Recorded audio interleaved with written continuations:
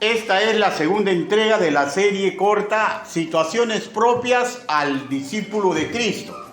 En la primera parte hemos tratado sobre el compromiso para triunfar. Y hoy vamos a tocar el tema que se llama los temores deben ceder al compromiso. Los temores deberían ceder al compromiso. Y afirmamos que un discípulo tiene la siguiente característica, o sea, deseo de aprender, y eso lo vimos en Proverbios capítulo 2, versículo del 3 al 4, y tiene que asimilar que no solamente es ciencia bíblica lo que debe aprender, sino que imitar el comportamiento idóneo de sus maestros, y eso lo vemos en Lucas 6:40, comprendiendo que debe imitar prácticas virtuosas, porque va a llegar el día que él mismo va a ser imitado por los que vienen detrás de él. Ahora, y aunque fundamental es la doctrina que se enseña, debemos recordar, hermanos míos, que esta doctrina tiene que ser repetida a las generaciones futuras. Y vuelvo a afirmar, y esto es una cosa tajante, muchas veces la buena doctrina se la lleva el viento cuando el que predica, enseña o sabe las verdades bíblicas no se comporta en forma idónea. La verdad es que no existe hombre ni mujer que no se equivoque. Lo fundamental es poner la mirada en Dios. Salmos capítulo 32, versículo 8. Pero nadie puede negar que es muy importante el ser humano. Nadie puede negar esto, porque no vemos a Dios, vemos a otros seres humanos que afirman ser siervos de Dios. Y golpeamos la psiquis de las personas cuando nosotros no estamos haciendo la forma correcta. De otro lado, voy a decir que una constante de cualquier cristiano debería ser vivir para agradar a la divinidad. ¿Y cómo lo agradamos? Lo mínimo, ¿no? Intentar hacer su voluntad. Intentar hacer su voluntad. El apóstol Pablo se puso como un ejemplo. Él no es perfecto, pero él se puso como ejemplo. Y él dijo que imítenme a mí como yo imito a Cristo. Pero a su vez recordemos lo que hizo nuestro Señor. La Biblia dice, porque ni aun Cristo se agradó a sí mismo. ¿Qué quiere decir con esto? Que él intentaba que los demás se den cuenta con sus actitudes cotidianas que él estaba intentando agradar a su Padre, y lo repetía constantemente y se comportaba en forma idónea. Con respecto de nosotros los seres humanos, hermanos, todos sin excepción tenemos temores en la vida, temores que dificultan nuestro propio avance y amenaza con una realidad, y cuál es que retrocedamos en el camino de agradar a Dios. Dios sabe de todas estas cosas, y mediante las escrituras nos da muestras para vencer los miedos, domar nuestras pasiones en pos de ayudarnos para que podamos avanzar. Hermano, y esto es con todo, ¿ya?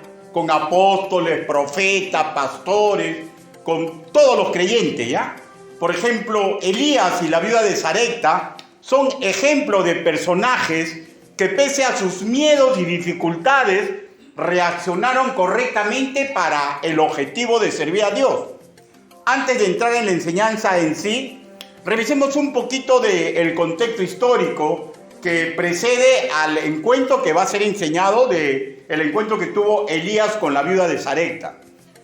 Vamos a hablar un poquito del contexto histórico. Cuando el pueblo de Israel ya había sido dividido en dos reinos, en el norte las 10 tribus rebeldes y en el sur las 2 tribus donde reinaba Acab en Jerusalén, hubo un pésimo comportamiento. Ahora, dicen las escrituras que este rey hizo lo malo ante los ojos de Dios, y este rey fue peor que todos los que lo antecedieron. Primera de Reyes, capítulo 16, versículo 30. En este contexto de maldad, Elías es enviado como mensajero, profetizando una sequía espantosa que duraría varios años. Luego de comunicar el castigo divino, él se retiró al arroyo de Kerit, donde fue alimentado por unos cuervos. Cuando se seca el arroyo, Dios lo conduce ante una vida sidonia. Y en lo que sucede en este encuentro, vuelvo a repetir, es el cuerpo de la enseñanza. Pero recordemos ya, Elías tenía miedo. Tenía miedo a la esposa de este rey. Y en el transcurso de la enseñanza vamos a ver el cumplimiento de 3 principios que deberíamos nosotros tener muy, pero muy en cuenta. ¿Por qué? Porque los temores, tarde o temprano, hermanos míos, le va a saltar a su alma, a su mente, a su corazón. ¿Y por qué es esto? Para alejarnos de la visión de Dios. Hermanos, hay una ecuación maligna. Mi miedo de perder lo que yo deseo me va a hacer reaccionar incorrectamente y voy a malograr lo que Dios está planeando para mi vida. ¿Ya? Por ejemplo, los 3 puntos que vamos a ver, no voy a poner ejemplo porque eso es en el cuerpo de la exposición. El primer punto, vamos a ver que la carne y el espíritu se oponen entre sí. El segundo, los recursos, por más significantes que parezcan, puestos a disposición de la obra de Dios con fe y amor, generan milagros. Y lo tercero, que la necesidad siempre suple las necesidades, escúchenme ya, necesidades materiales, emotivas y espirituales del creyente. Necesidades materiales, emotivas y espirituales del creyente. Sin más, vayamos a las Escrituras. Primer libro de Reyes, capítulo 17, versículo 13.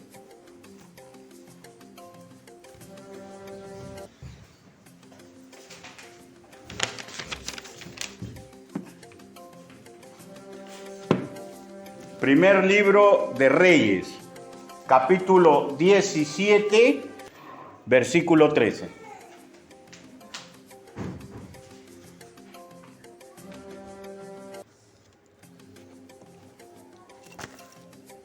Puesto de pie, por favor.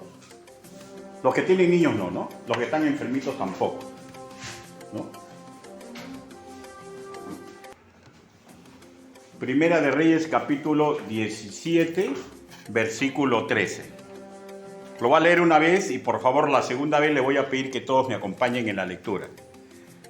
La palabra del Señor dice así. Elías le dijo, no tengas temor, ve, haz como has dicho, pero hazme a mí primero de ello una pequeña torta cocida debajo de la ceniza y tráemela. Y después harás para ti y para tu hijo. Todos a la voz de 3. 1, 2, 3. Elías le dijo, no tengas temor, ve, haz como has dicho, pero hazme a mí primero de ello una pequeña torta cocida debajo de la ceniza y tráemela. Y después harás para ti y para tu hijo. Palabra de Dios. Inclinen su rostro. Permítame dirigirlos en una oración congregacional. Bendito Padre Celestial, mis hermanos aquí reunidos, todos comprenden a cabalidad, Señor, que no existe hombre digno de predicar ni enseñar su evangelio. Señor, pero hoy usted me está dando la oportunidad. Señor, yo soy un pastor común y corriente, Señor, que tengo miedos, que tengo temores, que tengo limitaciones, Señor. Pero no permita, Señor, que me ocurra a mí ni a mi congregación que nos falte la fe. Ayúdanos, Padre, mediante la exposición de su palabra, para recordemos ese camino glorioso que usted nos ha marcado en las Escrituras. Así le pedimos, así le suplicamos, en el nombre bendito del Señor Jesucristo. Amén. Por favor, tomen asiento. No tengas temor. En síntesis, ¿no? No tengas temor. Fue lo que el profeta le dijo a esta viuda. Una gran enseñanza encerrada en una pequeña oración de 3 palabras que todos nosotros debemos tener en cuenta. Toda vez que el temor, el miedo, ¿ya? Que sabemos que es un sentimiento natural en cualquier ser humano, quiera impedir que nosotros hagamos la voluntad divina. ¿Cuál es su miedo? Podrían ser muchos, ¿no? Por ejemplo, ¿no? Si diezmo no me va a alcanzar para mi diario, ¿no? Si digo la verdad, me van a odiar. ¿Me casaré? ¿Podré rehacer mi vida? ¿Podré luchar contra tal o cual enfermedad? ¿No? Miedos. Pero si ese miedo se magnifica, escúcheme, lo va a sacar de la ronda, del camino que Dios ha trazado para su vida. Y no estoy diciendo porque es usted, porque es lo mismo con mi persona.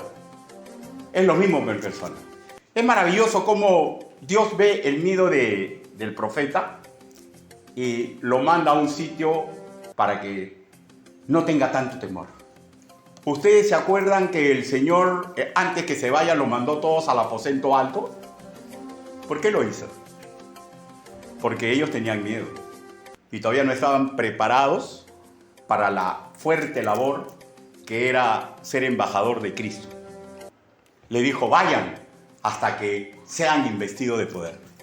Y nosotros, hermanos míos, si usted ha recibido a Cristo, usted y el que está predicando, tenemos ya ese poder. Ahora lo que tenemos que tener es temor a Jehová. Respeto reverente a cómo Él quiere que hagamos las cosas. Podemos agregar, hermanos míos, que cualquier tipo de miedo se magnifica cuando nuestra fe es insuficiente. Por tanto, una forma de sobreponernos al temor siempre va a ser lo mismo, aumentar la fe. Y el método divino, hermanos míos, es un continuo consumo de la palabra de Dios, porque la fe nace por el oír y por el oír la palabra de Dios. La historia nos enseña que la viuda se involucró en apoyo de Elías. Eso no significa que no tenía miedo. Y vuelvo a repetir, el miedo es un sentimiento natural para todos los seres humanos. ¿Qué temor neutraliza sus correctas decisiones? ¿Se ha puesto usted a pensar? ¿Alguna vez ha analizado cuál es el miedo que usted tiene? Hermano, tenemos que vencerlo. Pueden ser tantos los miedos. Por ejemplo, en el caso mío, ¿no? En el caso mío yo soy pastor. Pero yo sé los parámetros que me pone el Señor en Tito y Timoteo. Dios quiera que nunca ocurra, ¿no? Pero ¿se imaginan si yo en algún momento falto mi lecho conyugal? ¿Ustedes creen que no va a tener miedo de presentarme ante ustedes y reconocerlo? ¿Tendré miedo? Sí, ¿no? Pero si yo quiero vivir en la estela de Dios, tengo que aprender a vencer mis miedos. Estoy poniendo un caso extremo, ya me estoy poniendo yo de ejemplo, para que cada uno de ustedes pueda confrontar con el miedo que tiene, con el propio miedo que tiene, cuando ocurre, pues, ¿no? Cuando ocurre, ¿no? Porque a mí no me ha ocurrido, por si acaso, ¿ya? Pero llega el momento en que las metidas de patas causan miedo. Causan miedo, hermanos míos. Y los deseos, los anhelos en el corazón también a veces tenemos miedo. Hay interrogantes mil, ¿no? ¿Qué temor, por ejemplo, nos impide evangelizar? ¿Qué temor neutraliza que diezmemos? Y hay un sinnúmero de miedos relacionados con la obra de Dios, pero no olvide, por favor, hermanos míos, que su vida particular también es parte de la obra de Dios. Regresemos a estos personajes. El temor que invadía el corazón de la viuda y las dificultades del profeta tenían relación con el hambre desatado por la sequía que estaba ocurriendo en aquel entonces. Elías fue enviado por Dios a pedir colaboración a la viuda de Sarepta. La viuda no era israelita, ¿ya? La viuda representa a la iglesia. Las escrituras nos enteran que al igual que a nosotros, se le dio a ella un mandato imperativo. Primera de Reyes, capítulo 17.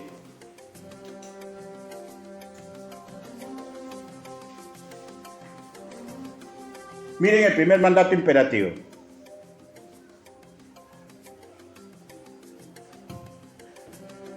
Dice, levántate, vete a Sarepta de Sión y mora ahí. Es mandato para el profeta. Y he aquí, yo he dado orden ahí a una mujer viuda que te sustente. Miren, o sea, Dios no está diciendo, anda a la sede, dice, yo ya le ordené. ¿En qué momento le comunicó? Las escrituras no dicen nada. ¿Cómo comunica Dios? Puede ser una voz personal, en aquel entonces ocurría, o puede ser que trabaja en la mente de aquella persona. La cosa que Dios le dice y algo predeterminado. Anda que yo le he puesto orden imperativo a esa viuda. ¿En qué momento? ¿Cómo se lo comunicó? La Biblia calla. No se precisa si antes de conversar con Elías, no se precisa nada. Lo fundamental está en comprender que esta mujer asumió su compromiso. ¿Y saben por qué, hermanos míos? Porque cualquier ser humano, escúchenme ya, cualquier ser humano, Dios le ha dado derecho de ir en contra de los mandatos de Dios. ¿Ya? Pero cada uno sabrá qué es lo que le conviene. ¿Ya? Entonces, esta mujer asumió ese compromiso. ¿Cómo lo sabemos? Por la historia. Y recordemos lo caótico de la situación de esa dama, ¿ya? Tenía estrechez anímica y económica. Al inicio, sin importar su estrechez, sin mediar promesa alguna, simplemente hemos leído, le dio de beber, demostrando así que tenía un corazón misericordioso, dispuesto a servir, anteponiendo el mandato de Dios a sus propias necesidades anímicas y materiales. Óigame, y no es cualquiera, ¿ya? ¿Saben por qué? Porque en juego también estaba la vida de su hijo. Veamos nuevamente, Primera de Reyes, capítulo 17, versículo 10, en su segunda parte.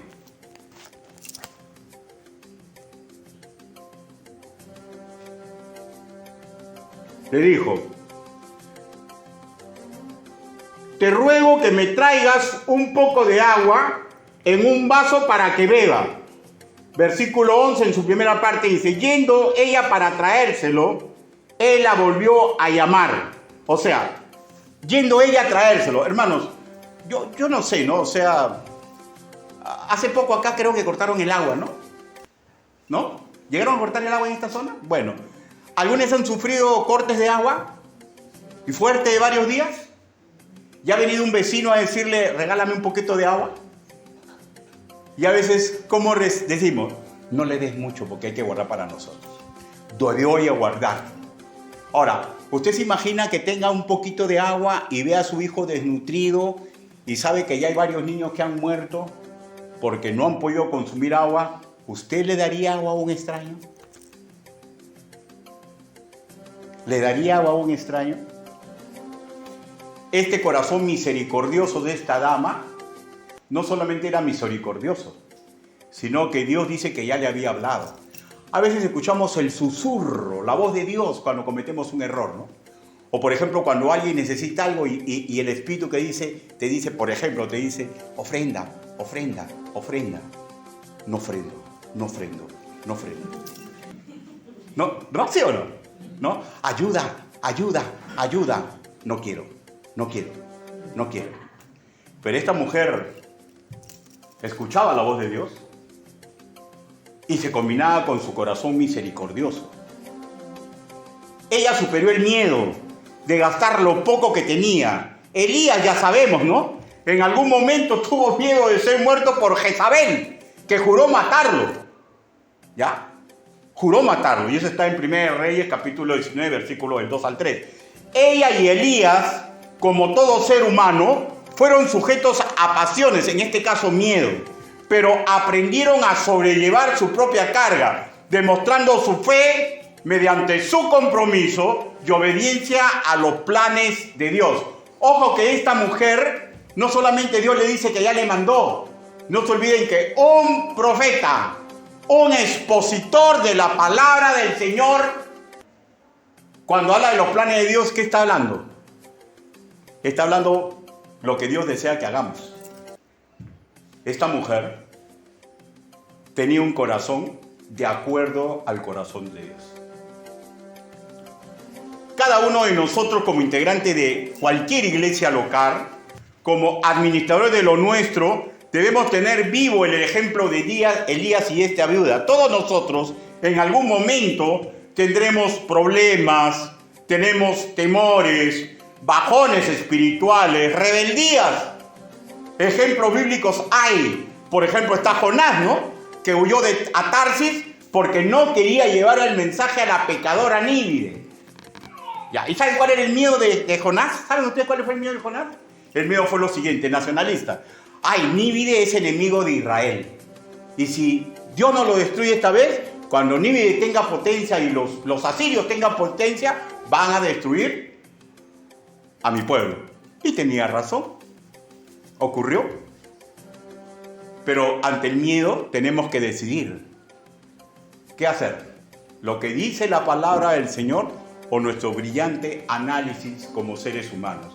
Jeremías, hermanos míos, en algún momento declaró, por ejemplo, que nunca más hablaría, del santo nombre, pero también vimos que claudicó y reinició su servicio para honra de Dios.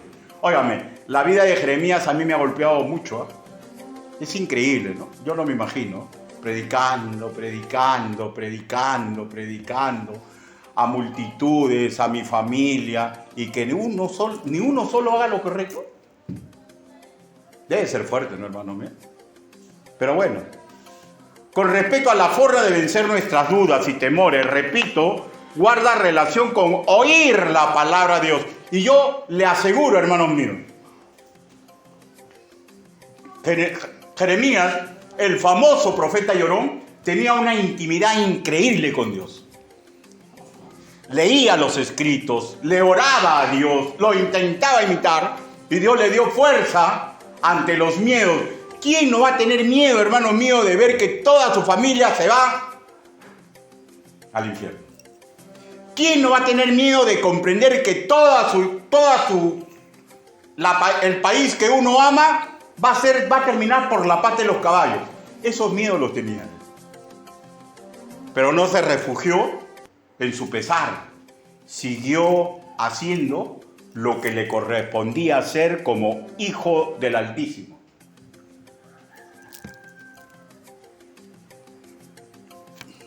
Todos nosotros sin excepción. Esdras, Nehemías, Isaías y el que usted quiera nombrar. Todos sin excepción. Tuvieron miedos, tuvieron anhelos que veían difíciles de cumplir. Y todos se cimentaron en el mismo método común y repetitivo. Todos aprendieron a no dejar de escuchar la palabra de Dios.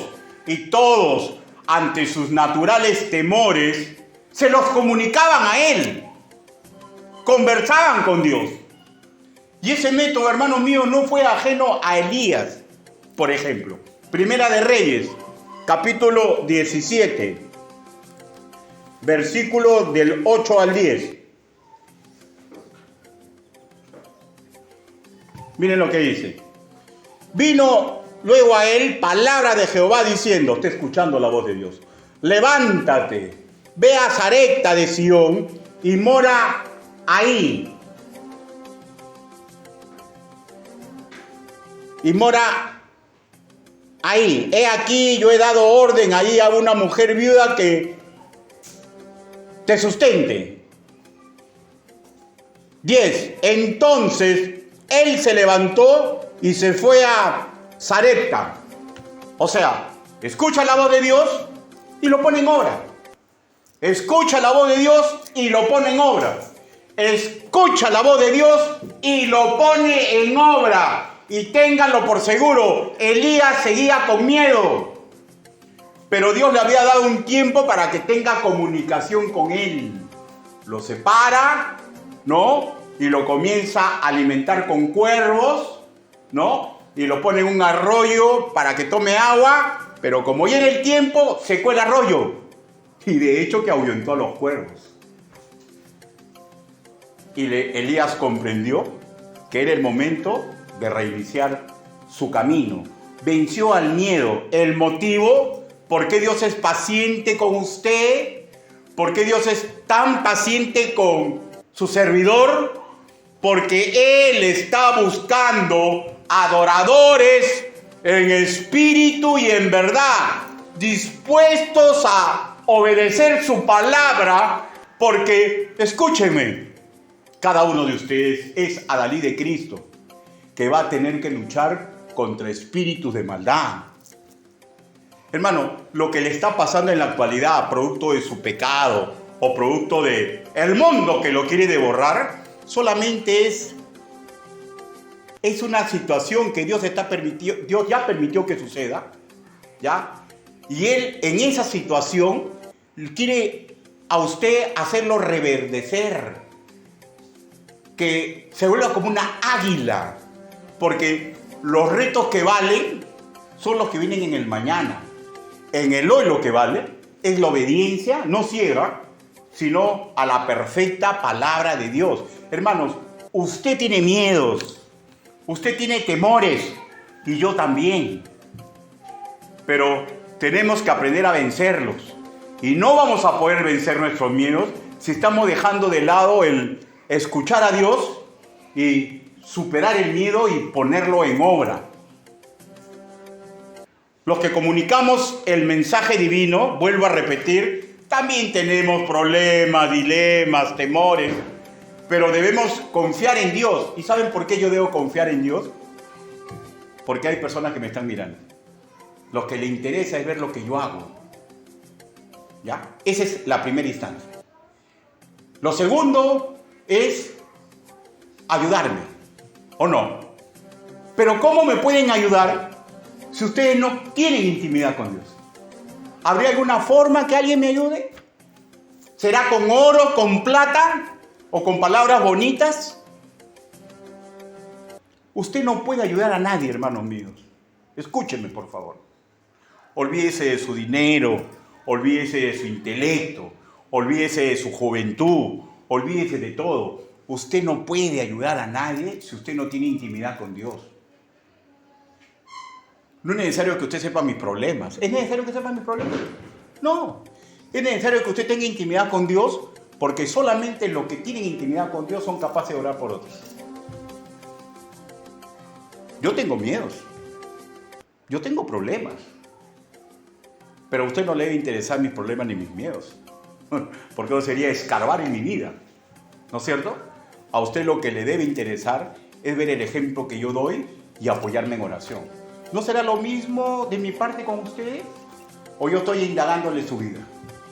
No, hasta que usted no viene a contarme algo, yo no indago su vida. Sin embargo, el mandato es el mismo. Yo espero, hermanos míos, que usted se sume al grupo que sabe vencer el miedo, que aprende a tener intimidad con Dios. ¿Por qué, hermanos míos? Porque es un mandato de Dios. Es mandato de Dios que todos nos involucremos en la gran comisión y que en lo individual aprendamos a imitar a Cristo. Dios, hermanos, pese a todo su poder, nunca nos ha avasallado. Ese ¿a quién enviaré? Para ofrecerlo, ¿no? ¿A quién usaré? Es un deseo íntimo de Dios. Y Él, cuando expresa su deseo, Él sabe lo que quiere que nosotros digamos: envíame o úsame a mí. Hermanos, yo estoy seguro ya, cada una de las personas que yo podría clavarle ahorita los ojos, todos tienen miedos, todos tienen deseos por cumplir. Y si usted pone en ejecución el cumplir o el solucionar sus miedos, dejando de lado la palabra del Señor, usted va a crear un pequeño terremoto en su congregación y en el futuro que Dios le ha marcado en su vida.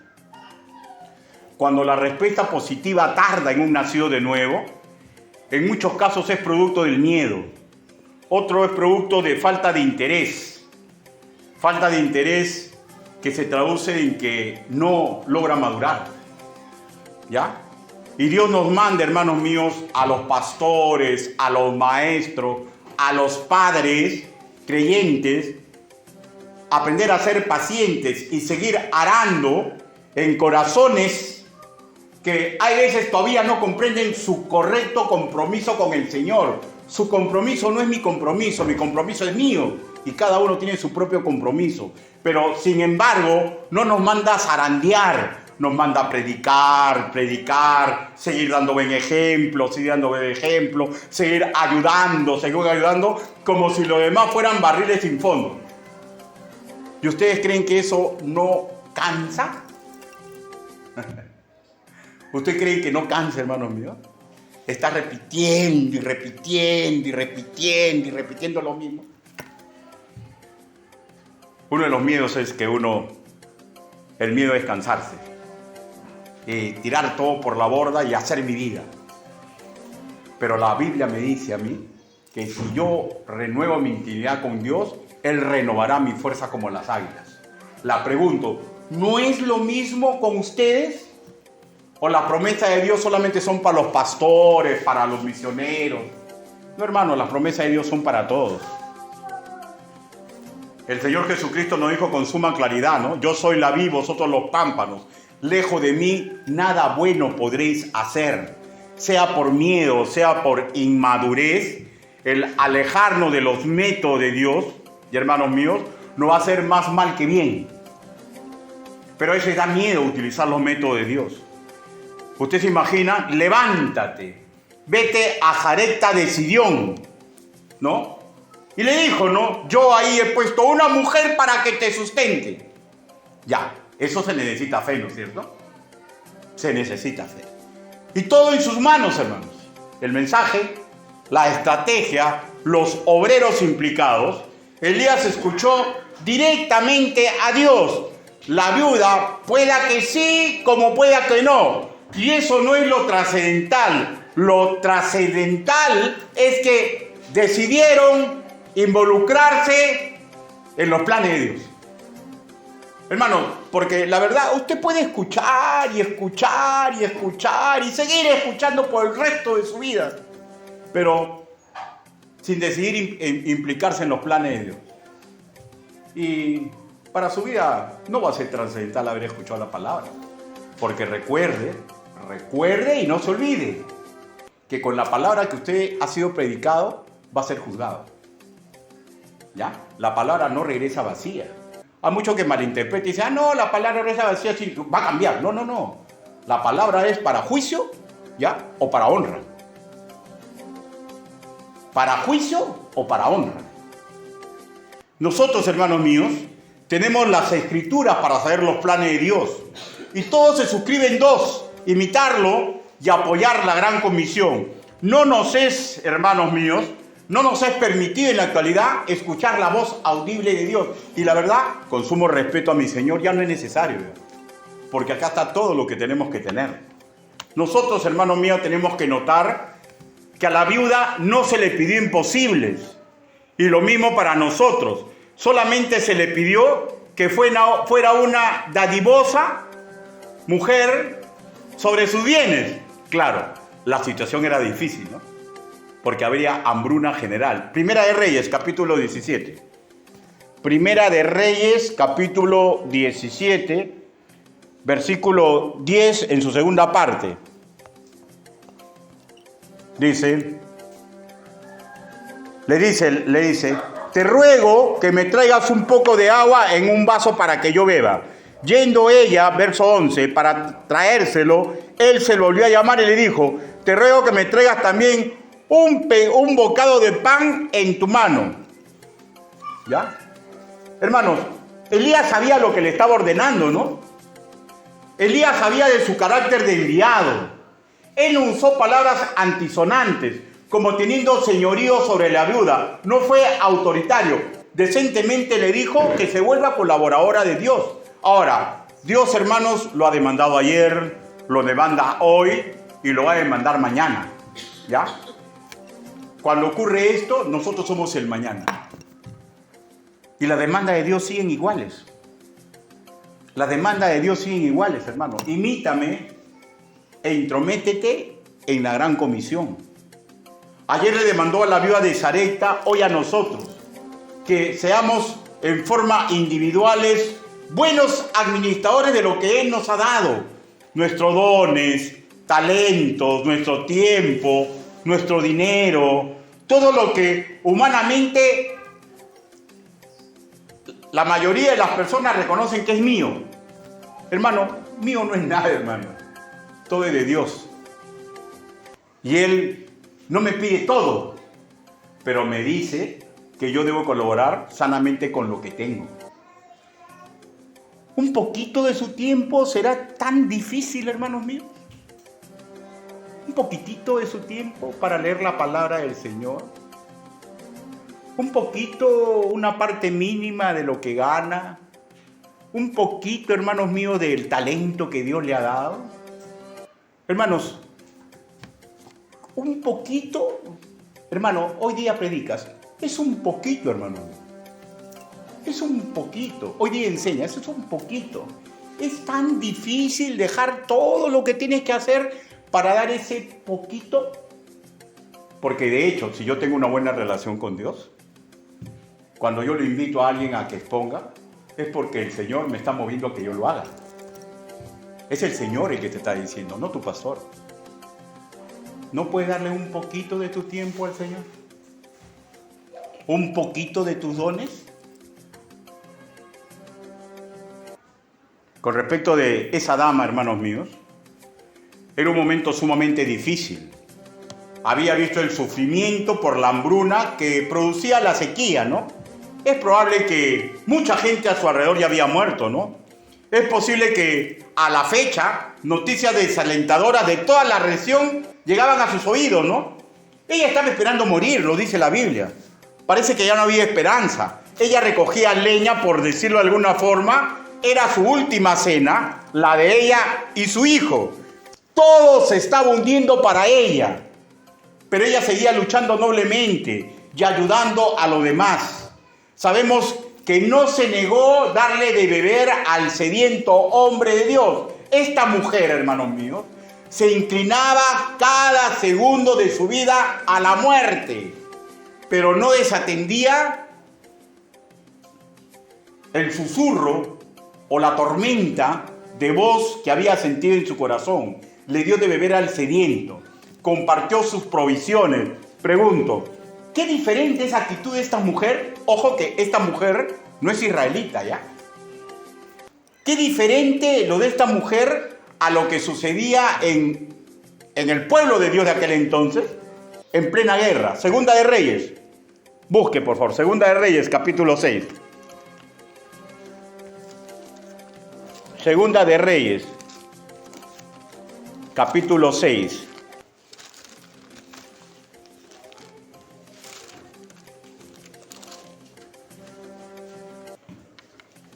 ...28 y 29...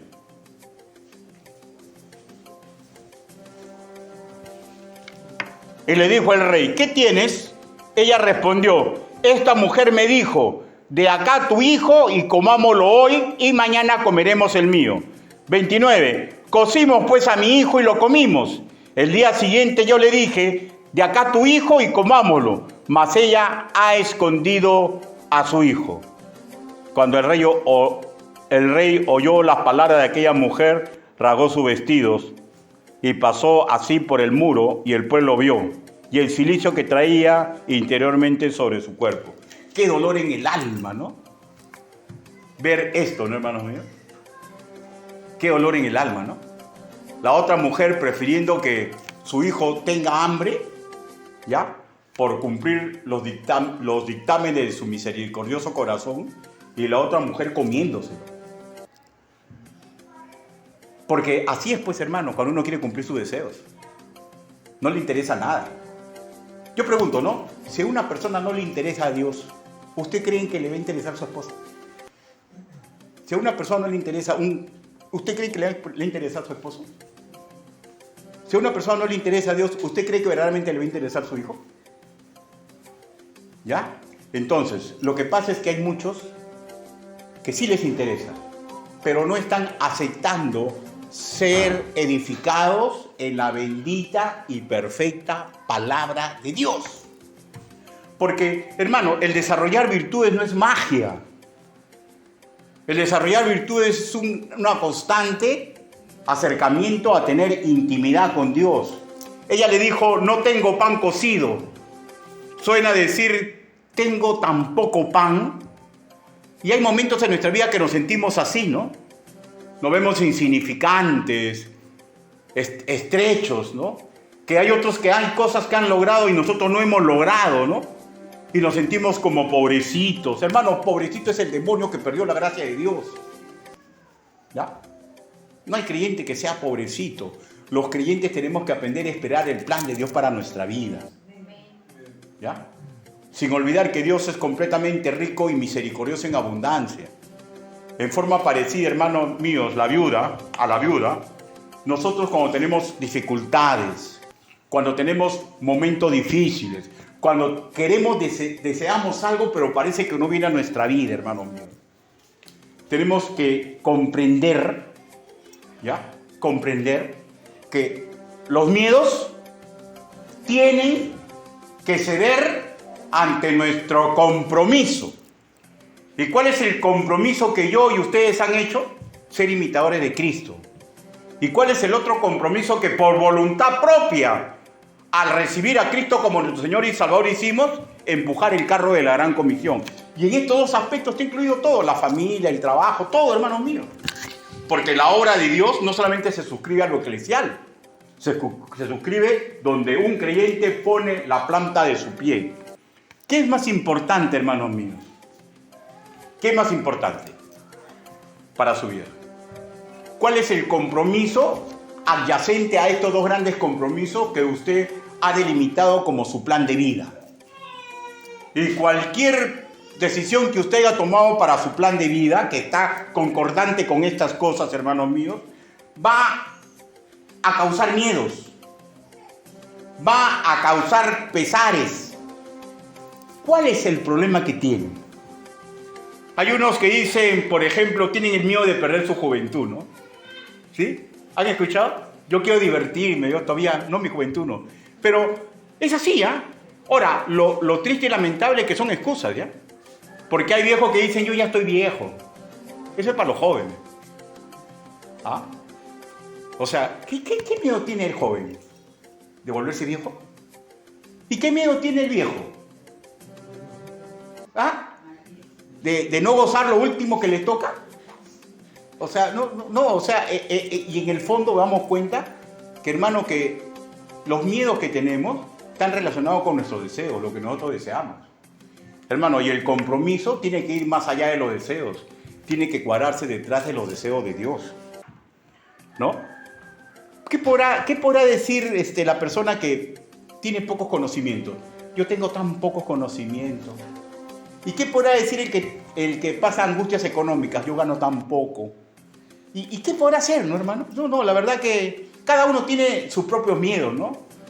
Sus propios parámetros que no puede vencer, ¿no? Pero si usted es joven, hermanos míos, mire lo que dice Dios, ¿ya? Dice, acuérdate pues de tu Creador en los días de tu juventud, antes que vengan los días malos y se acerquen los años en que digas, no tengo en ellos placer.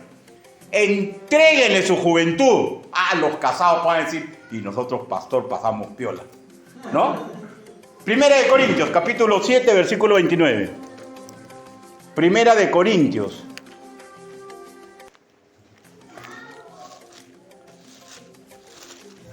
Primera de Corintios.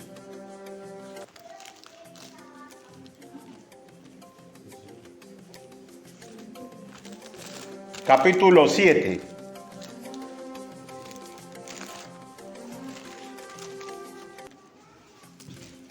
¿Lo tienen, hermano?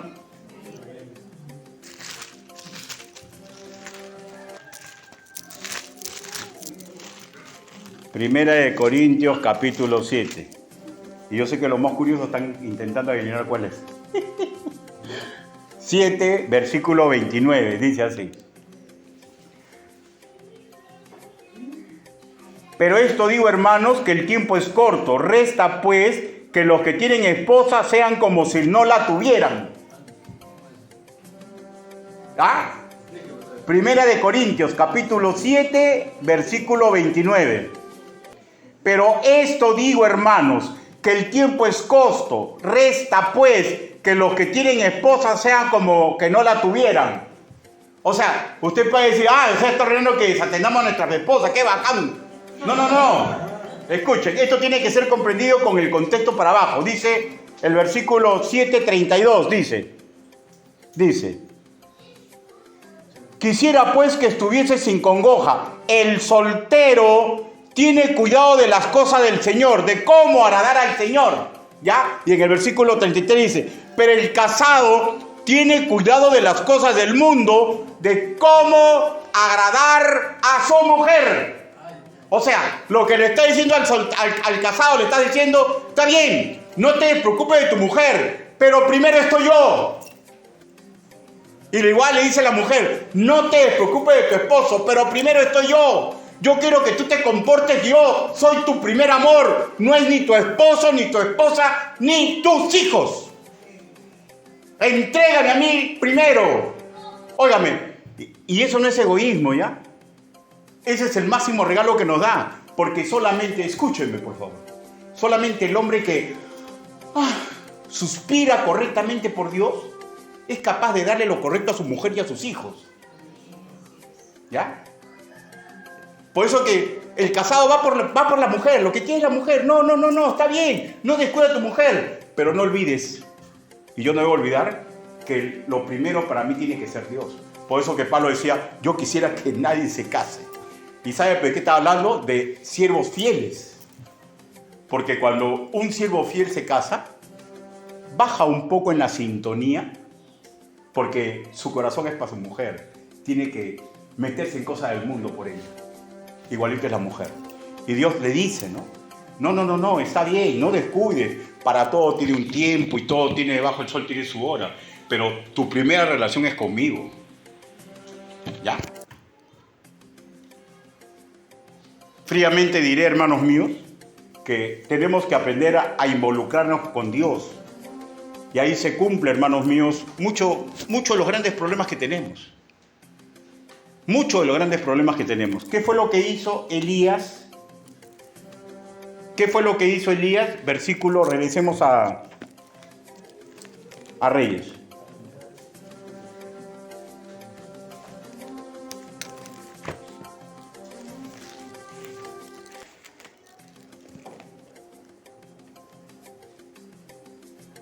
Primera de Reyes, ¿dónde estamos, hermano? 17. Primera, ¿no es cierto? Ya estoy en segunda. Primera de Reyes, 17. Elías era su enviado. ¿Ya? ¿Está bien, hermanos míos, o no? Y tenía una resistencia natural como ser humano. Pero él decidió aceptar los planes de Dios. Versículo 13.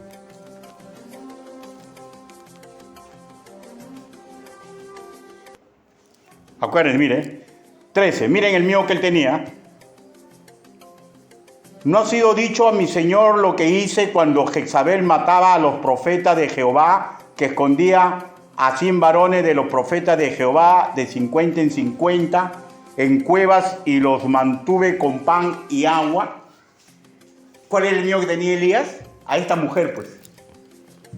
Le tenía un miedo atroz.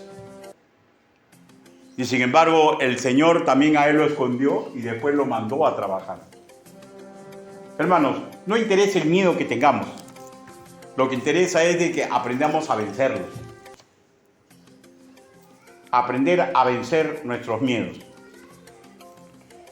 ¿Y por qué, hermanos míos? Porque el primer principio es que el espíritu y la carne se oponen entre sí.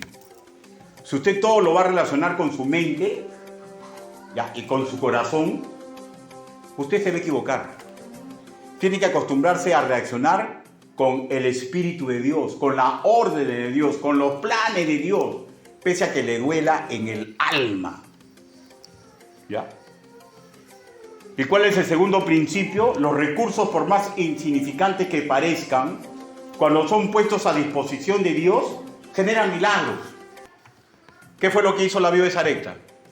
Le entregó lo poco que tenía. ¿Y qué fue lo que pasó? Tuvo un tiempo que eso poco que ella puso se comenzó a multiplicar, multiplicar y multiplicar. Cuando nosotros como buenos administradores de Dios hacemos lo correcto, hermanos míos, es cuando recién vemos milagros. ¿Qué portento quiere ver usted? ¿Qué portento quiere ver usted? De mi parte, hermanos míos, ¿cuál es el portento que yo quiero ver? ¿De verdad? Yo quiero ver vidas transformadas por Dios. Y yo sé que soy insignificante para eso, porque todas mis prédicas, todo mi esfuerzo, todo mi llanto, no puede hacer cambiar a ninguno de ustedes. No puedo hacer cambiar a ninguno de ustedes. No puedo ayudarlos a ninguno. O sea, humanamente. Pero Dios sí puede. Dios puede.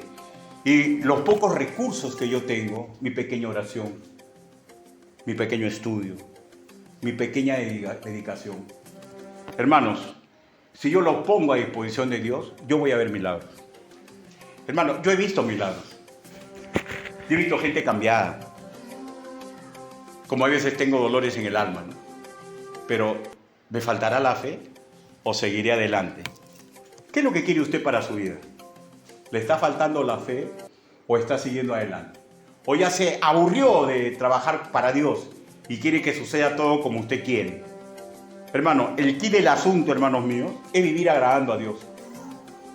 Yo no tengo una bolita de cristal. Yo no sé qué va a pasar con Robert, con Sareli. No sé qué va a pasar con César, con Leila. No sé qué va a pasar con Yaquita, con JJ, con Ani. Y así podría decir el nombre de todos ustedes. Yo no sé qué va a pasar.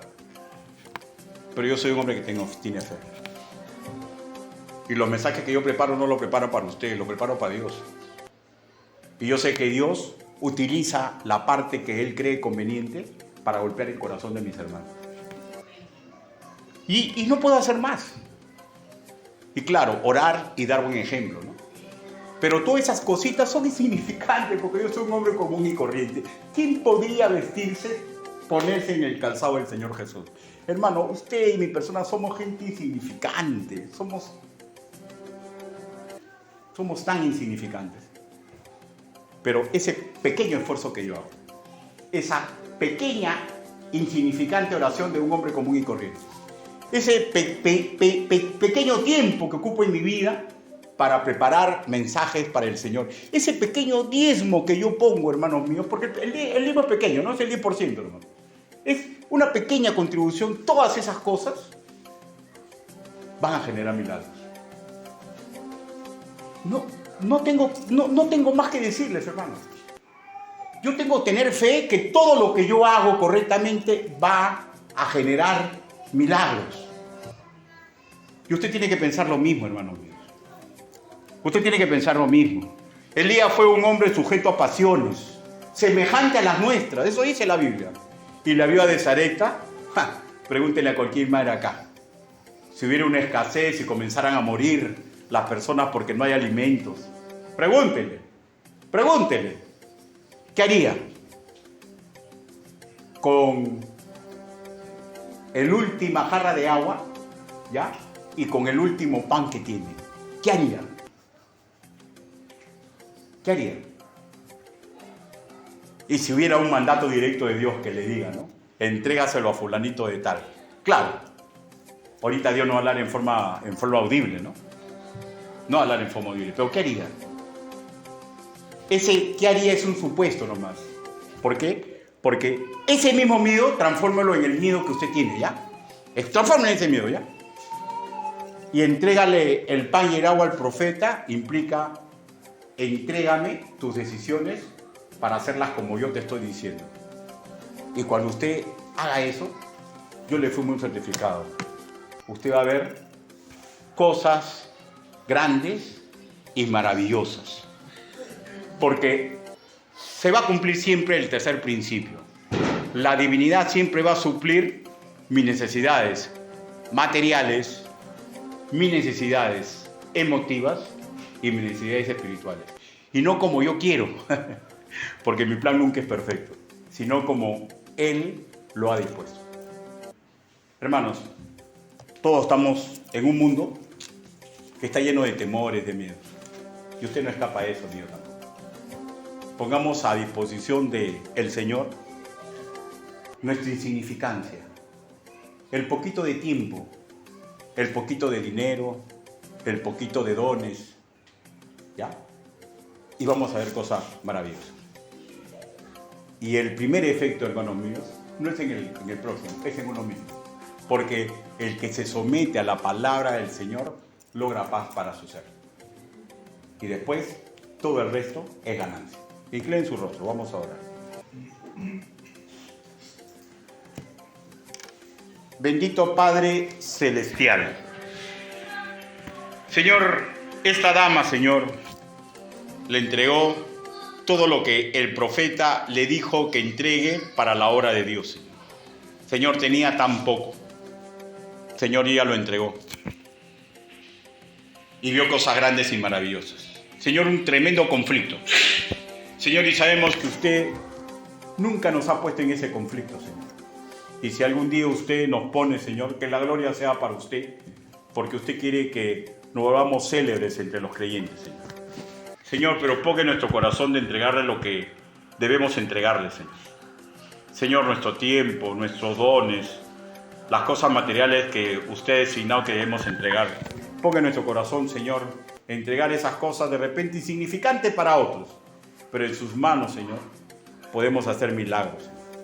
Gracias, papito lindo, porque el compromiso, Señor, debe superar nuestros miedos cuando comprendemos, Señor, que su palabra es verdad, que los ejemplos que están en la Biblia es para guiar nuestro accionar en el hoy, Señor. Ayúdenos, papito lindo. Ayúdenos para que nuestro compromiso crezca, Señor, y que nosotros nos cejemos en trabajar para la gloria y honra de usted. Quiero hacer una petición de oración, y no es necesario que me diga, pero ¿tiene usted algún miedo que desea superar? Mire, solamente le voy a decir para orar, ¿ya? Porque la verdad que ese miedo que usted tiene, la respuesta está en la Biblia. Y usted lo puede encontrar. ¿Alguien tiene un miedo por superar y quiere que oremos por eso? Levante su mano. Dios te bendiga. Dios te bendiga. Dios te bendiga. Dios te bendiga. Dios te bendiga. ¿Usted quiere ver cosas grandes y maravillosas? Simple. Cumpla lo que dice la palabra con respecto a ese Dios. Y yo no le prometo que va a ocurrir lo que usted quiere, pero téngalo por seguro. Va a tener paz. Y después de eso, todo el resto va a venir una añadidura que usted se va a quedar absorto de qué tan generoso es Dios.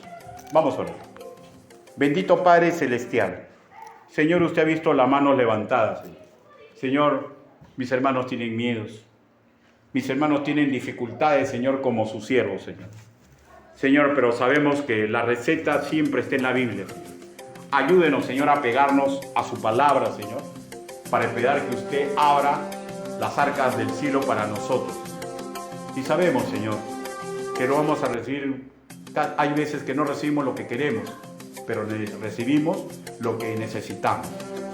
Y ese es su trabajo, Señor. Ayúdenos, papito lindo, para que nosotros decidamos, Señor, invitarlo a usted, empujar el carro de la gran condición. Ayúdenos, Padre Santo, porque hay muchas cosas grandes y maravillosas que queremos ver. Así le pedimos, así le suplicamos, en el nombre bendito del Señor Jesucristo. Amén. Dios lo bendiga.